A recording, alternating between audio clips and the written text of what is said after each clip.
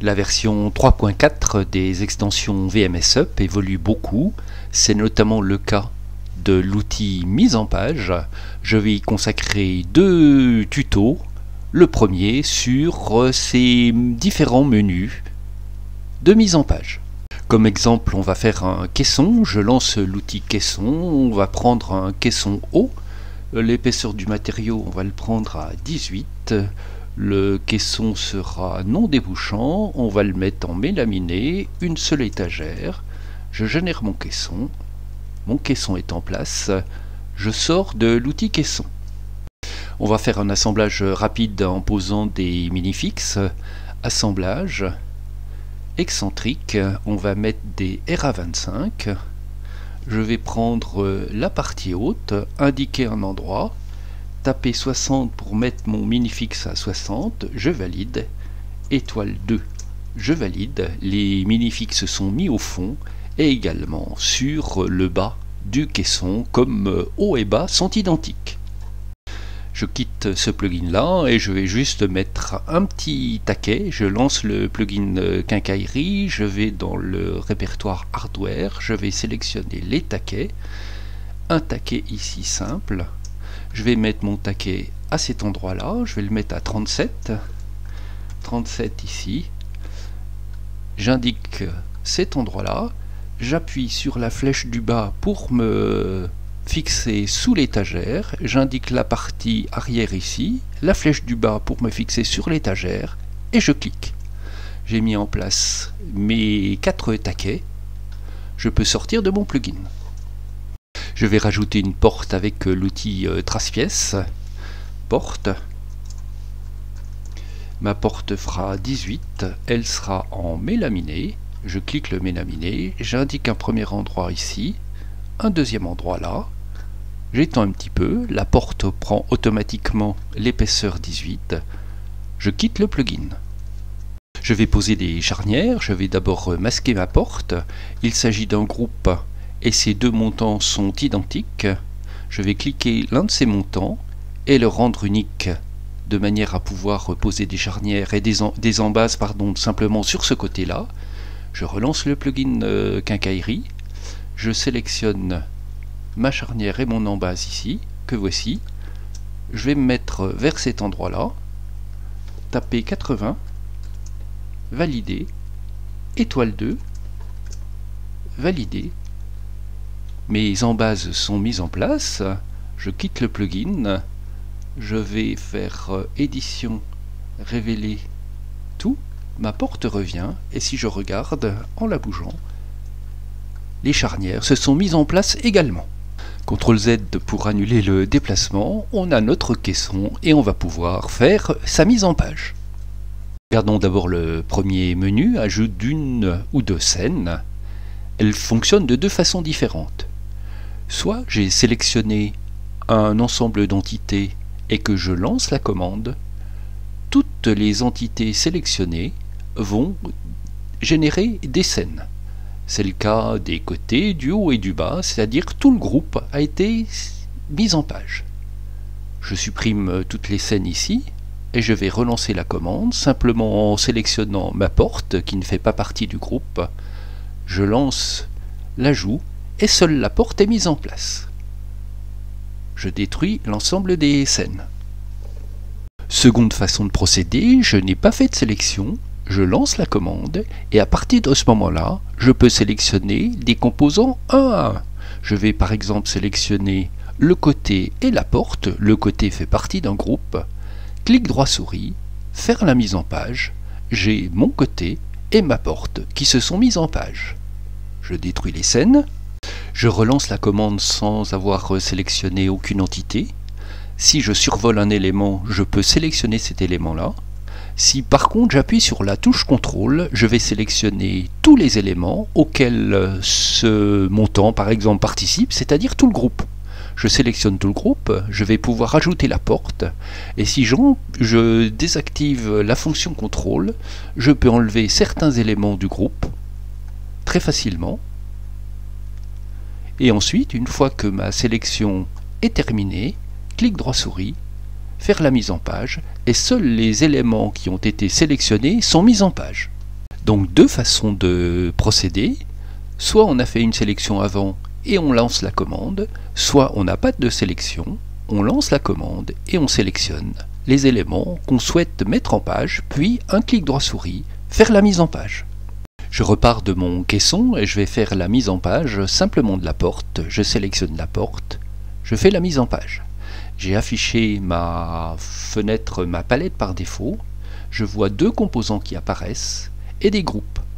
Si je regarde cet élément-là, dans une scène, c'est un groupe qui va s'appeler front avec la vue de face. J'ai la vue de droite à gauche et la vue de gauche à droite, plus une vue ISO. Chaque élément est donc un groupe. Si j'édite ce groupe, double-clic, je vois qu'à l'intérieur, il ne s'agit plus d'un ensemble d'entités, mais dans cette version 3.4, un composant solide qui porte le nom du composant préfixé par XX underscore. Ceci est une évolution importante qui va nous permettre d'avoir accès à certaines fonctionnalités. Cette évolution a un inconvénient, vous n'allez plus pouvoir utiliser vos anciennes mises en page. Pour les utiliser, il faudra détruire l'ensemble des scènes et recommencer, ou terminer les mises en page antérieures avec une ancienne version. La pièce apparaît en vue de face, c'est le parement de la pièce qui apparaît. Les autres vues, cette vue de face est obligatoire. Les autres vues apparaissent et sont disposées en fonction de cette vue de face. Je peux faire tourner la pièce pour faire apparaître le contre-parement de la pièce en avant. Si je reclique, j'ai le parement de la pièce qui apparaît.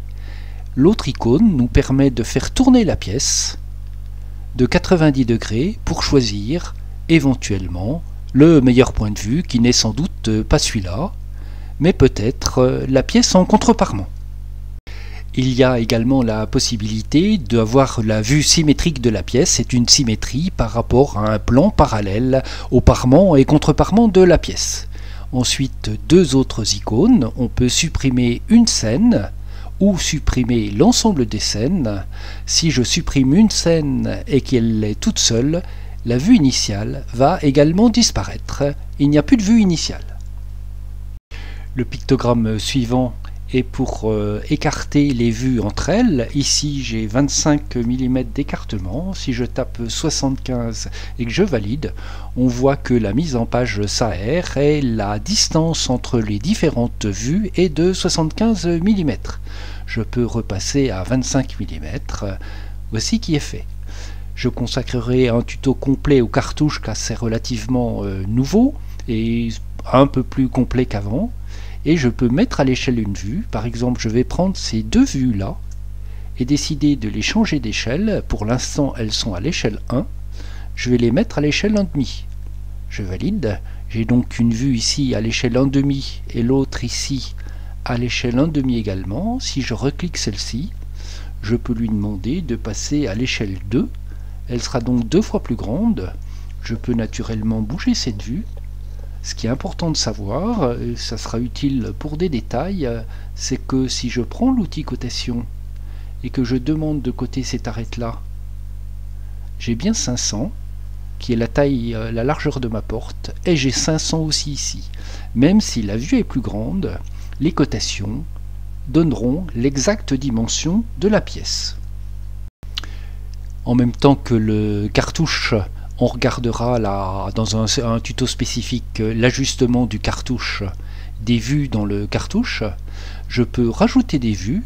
Ici, je peux rajouter une vue de dessus, dessous, arrière en bas ou arrière à droite. Je vais faire par exemple une vue arrière à droite. Je valide.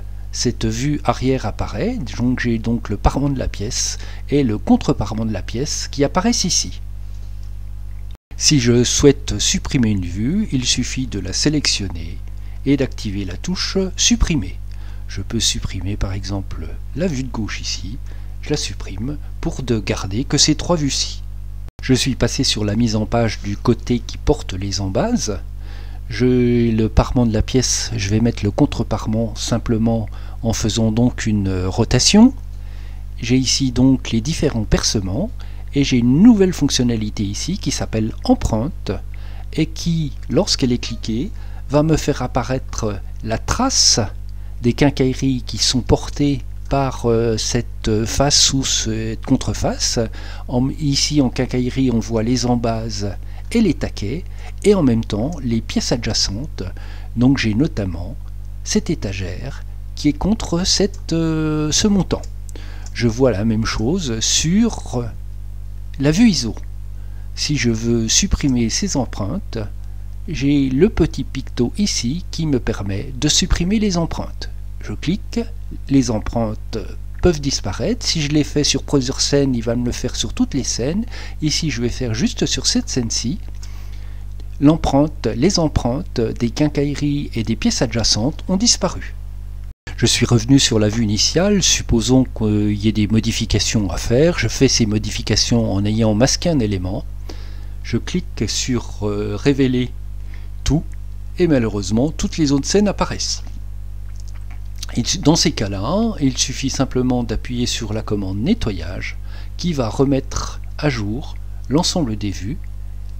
L'apparition des pièces masquées sur notamment cette vue initiale a disparu. L'avant-dernier pictogramme s'est mis à jour. Je vais sélectionner l'ensemble de mon caisson, lancer le plugin étire, indiquer une arête et un point d'étirement, lancer l'opération et taper 100. Mon caisson prend 100 mm d'épaisseur et si je regarde ma porte et que je fais à présent l'option mise à jour, ma porte va être mise à jour. Je peux relancer l'écartement pour avoir le bon écartement. Sur toutes les scènes, oui. Voici la porte qui a été mise à jour. Naturellement, il n'y a pas pleine associativité entre le modèle 3D et cette partie 2D. Les cotes notamment ne sont pas mises à jour, mais c'est une aide. Ce qui est sûr, c'est que lorsqu'on modifie une pièce, en général, on recommence sa mise à jour. Dernier pictogramme, le paramétrage de mise en page. Je peux choisir le type de vue qui apparaît. Par exemple, ici, la vue de dessus n'apparaît pas, mais je pourrais la mettre. Le type de projection, ISO ou ANSI. Je peux choisir la place de la perspective, l'écartement des cotes ou des vues. Une balise pour mettre les cotations de manière à pouvoir les effacer éventuellement, la présence ou non d'un cartouche, l'adaptation d'un cartouche ou non, l'échelle des différentes vues et si les composants comportent une description, de savoir si la description apparaît dans le cartouche ou pas. Nous verrons cela dans un prochain tuto. D'ici là, bonne utilisation de l'outil mise en page et bonne utilisation des extensions VMSUP. À très bientôt.